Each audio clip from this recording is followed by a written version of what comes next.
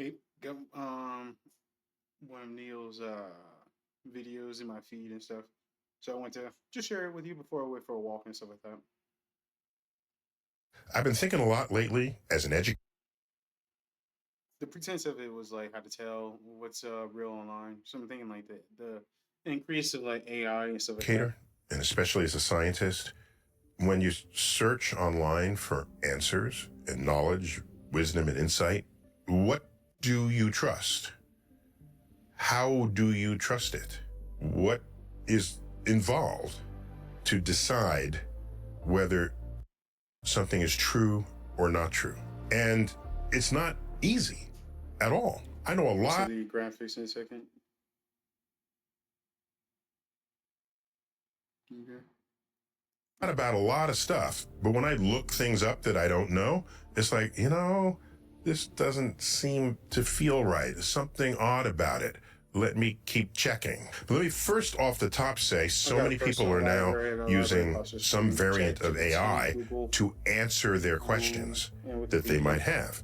When I search things where I fully know the answer, AI gets it right 85% of the time. 15% of the time, it's flat out wrong or didn't fully understand what's going on. Of course, large language models they don't think really. They're just assembling words Yeah. that have appeared There's a way next to to other prompt it words to get that better answers, various but people yeah. have written and posted on the internet. And so Just there's no random information. guarantee that what people have posted is correct. What I encourage people to do is don't trust what the large language model AI is giving you. If it's Check worth multiple its different weight sources. in salt, it'll give links to where it got that information.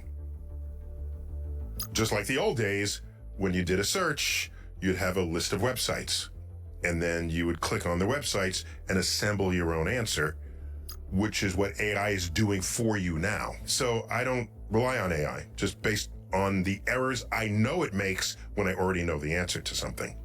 So what is objectively true really matters to everything I do, say, and think, and produce. And so I check things, double check them, triple check them, verify if my bias is influencing what I'm finding. Am I just choosing what I like versus what I don't like?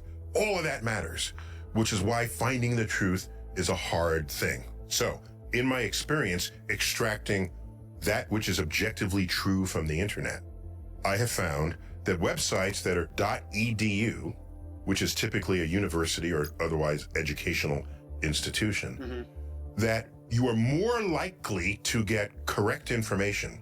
So if it's not from those, I would put up a yellow flag.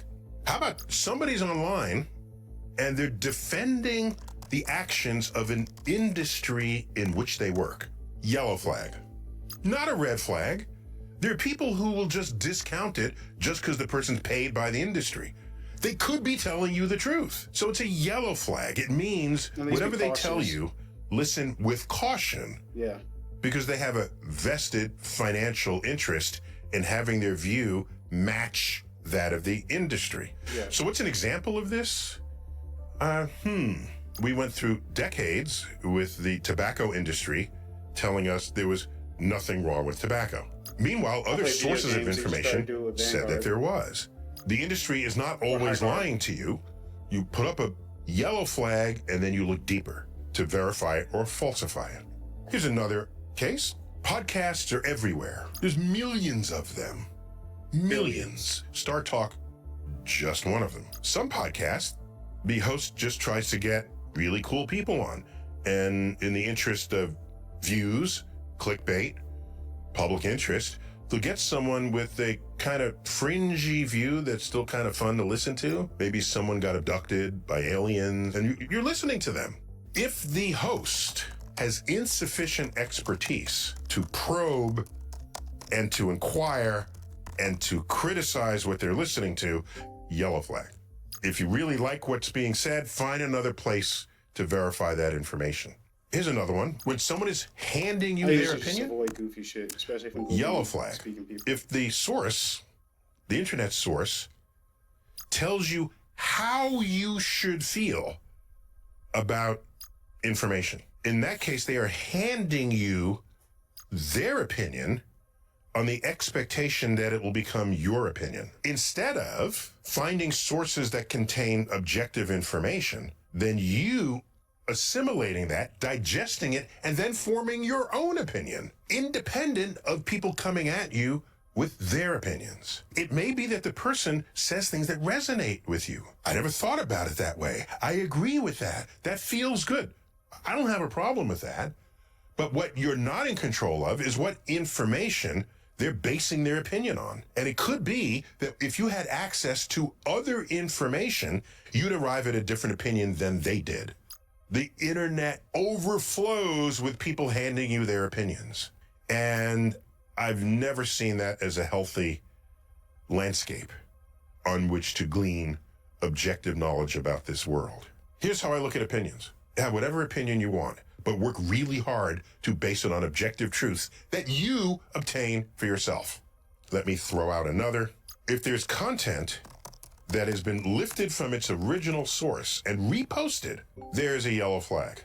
First, you don't know if it's out of context. This video right here. Usually there's commentary that surrounds it because they want to get you to think about. But this is an interest of mine.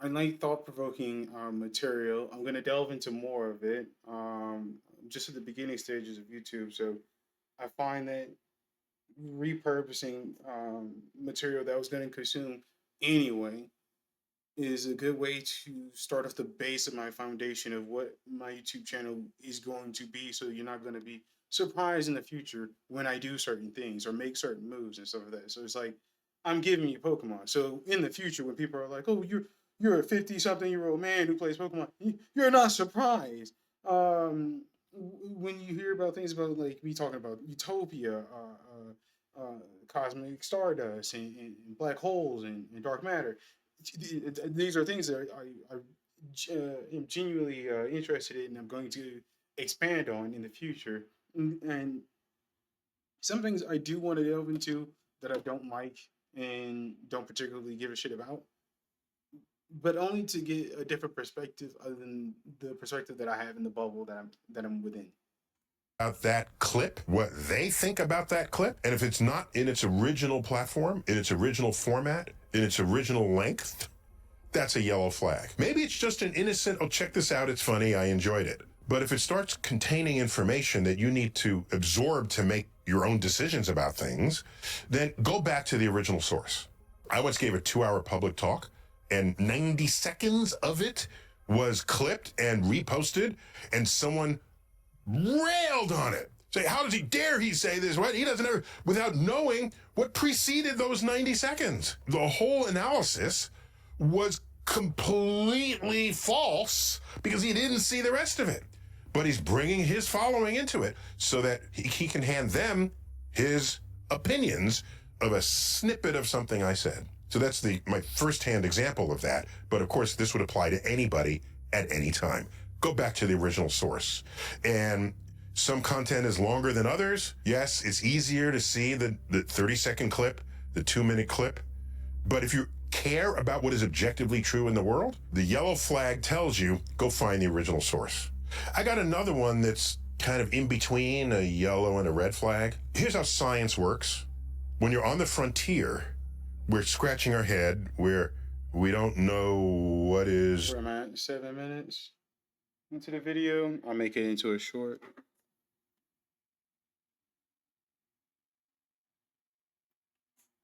Go to the original source. I'm definitely a big fan of that. I just want, I don't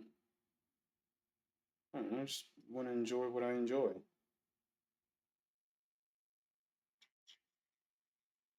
We're at the 7-minute mark. Yeah, further research. Right after this, for my walk.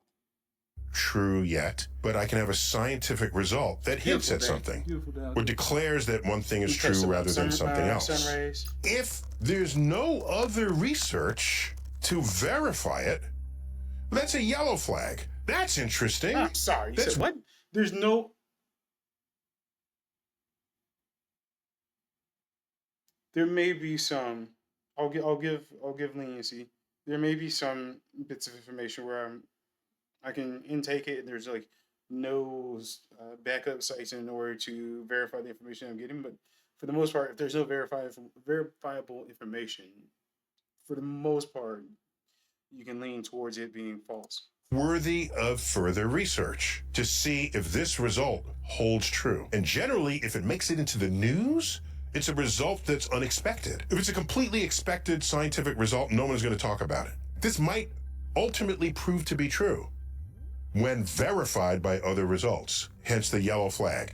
It means don't rearrange your life just yet, but keep an eye on it. It becomes a red flag when there are other research projects that conflict with that one result. And at that point, you are cherry picking from the moving frontier of science because that particular result is what you need it to be, what you want it to be, or what's consistent with your religion, your politics, your culture, or just your mood. Some case studies of this, there was a research paper that suggested certain vaccines caused autism. Suggested it. That's an interesting result. Oh my gosh. That spawned a lot of other research to check that. And it has never been verified. And hundreds of papers have shown that it is a false correlation. And there is no cause and effect. But people looking for something to blame kept going back to that original research paper, cherry picking it from the frontier that had already achieved consensus and was moving on. That's an example.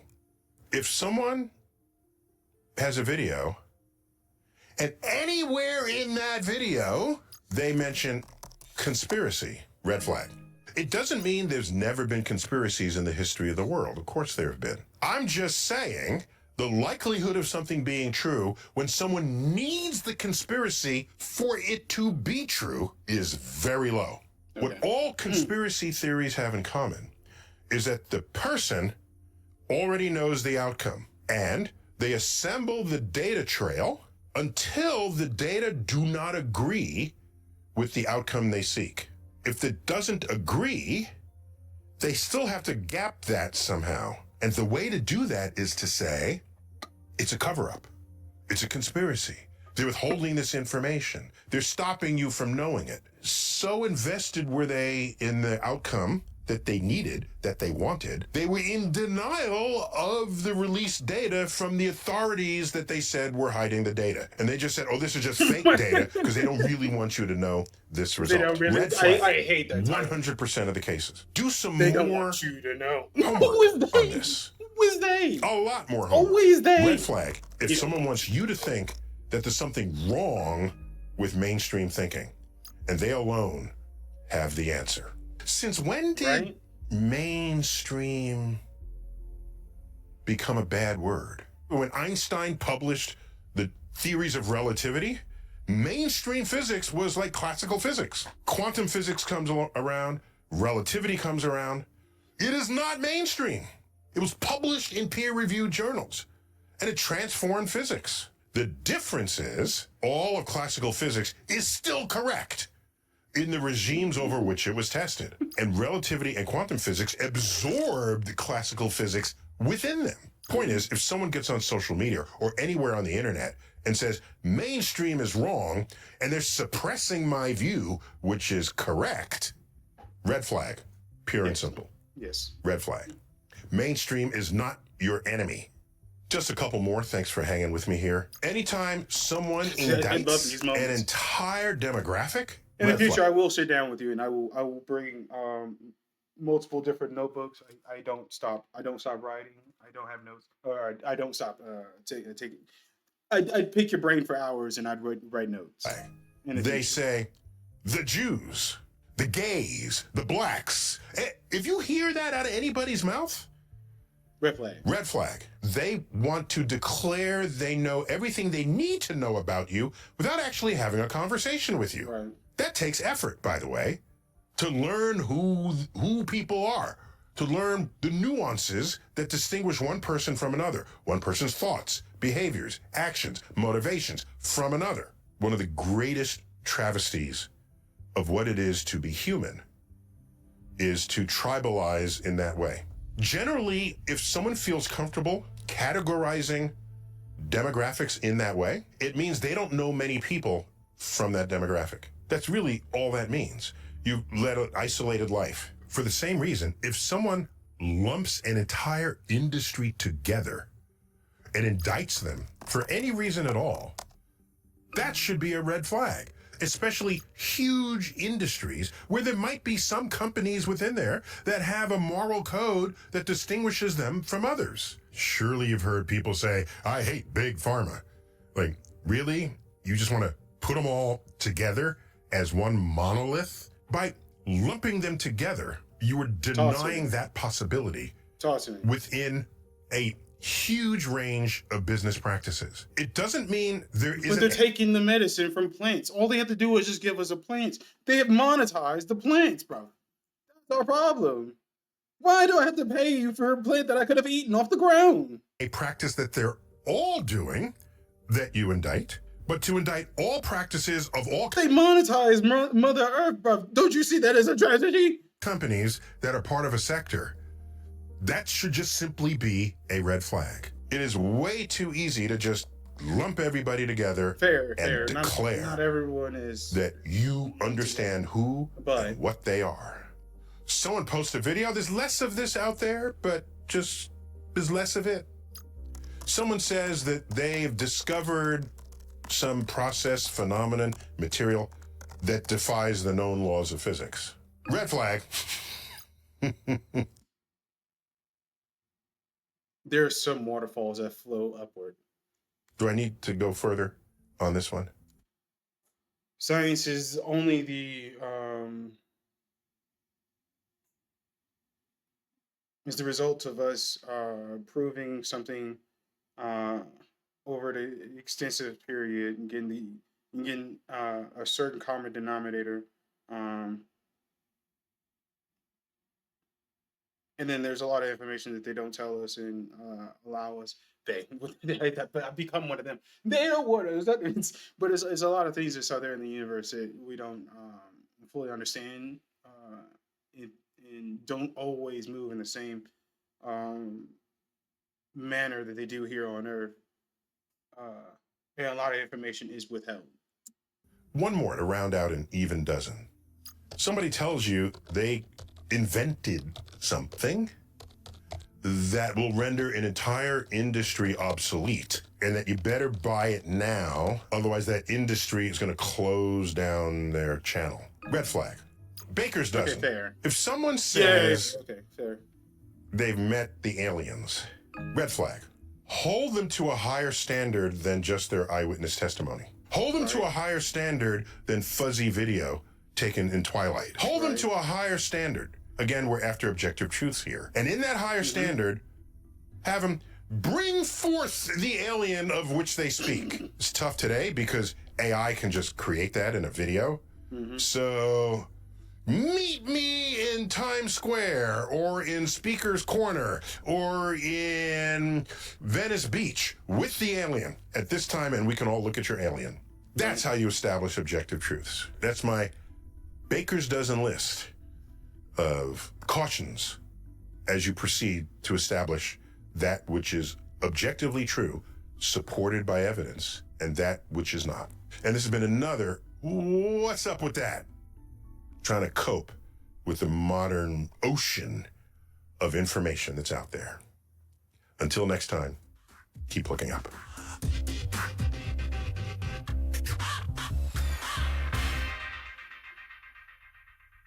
I will subscribe. Well, I mean, I've been subscribed for years. I will watch more. I'll share more with you all. I'm gonna take off. I'm gonna go for a walk, get some nice sun rays, nice exercise, and I'll be back with more videos later on.